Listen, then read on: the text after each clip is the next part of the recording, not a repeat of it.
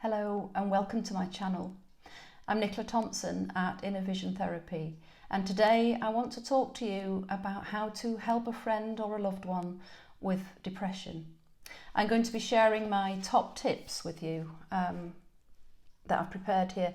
Top tips to help a friend with depression. Depression can be different for different people. I'm going to be referring to the Mind website, where there are some really helpful information about what it's like to have depression and also how to help. And my first tip is listen without giving advice. It's so important to listen without giving advice, without thinking you know what it's like for them. The person with depression may not even be able to describe how they feel, but if they can, it's important that you listen without thinking they can snap out of it.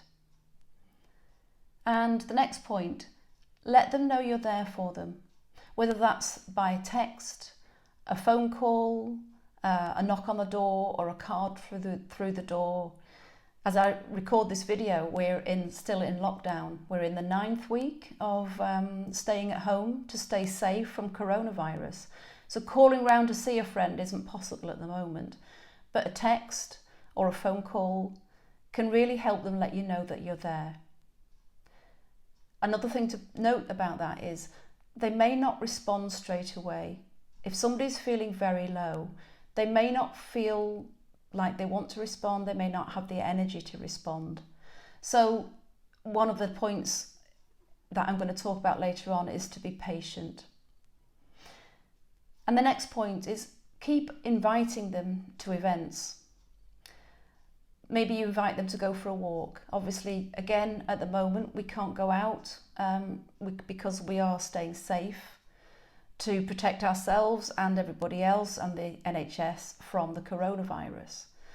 But keep on inviting them. There might be many times when they say, no, I can't come, no, I don't want to come, but don't give up on them. Keep inviting them anyway. And one day they may feel bright enough, they may feel able enough to go with you on that walk or to come for the coffee when we can go back to doing that. And the next point, the next tip is really important. Behave as you would do usually around them. Sometimes when you have a friend or a loved one with depression, it can be really tempting to treat them as if they're wrapped in cotton wool. You may feel that you need to be extra careful about what you say. You may feel that you can't show any happiness yourself for fear of upsetting the person.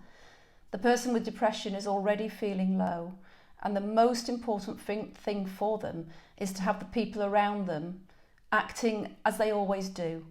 That helps them feel safe. It helps them feel that there is light at the end of the tunnel. And my next point, as I mentioned earlier, is be patient. Sometimes it can take a long time to come out of a depressive episode. Sometimes it can take a long time to get ready to go out for the day. Sometimes it can take a long time to respond to any messages that you might send. So be patient and don't give up.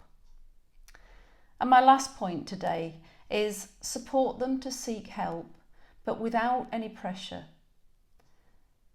And seeking help might be something like visit the Mind website, where there's lots of useful information. It might be to make an appointment with their GP to talk about how they're feeling. The person with depression might already have thought about taking these steps to get some help, but just don't have the feeling or the motivation to do it. Knowing that you're there supporting them might give them the boost they need to make that phone call and get some help. So support them, but without any pressure. So depression is something that can affect many, many people.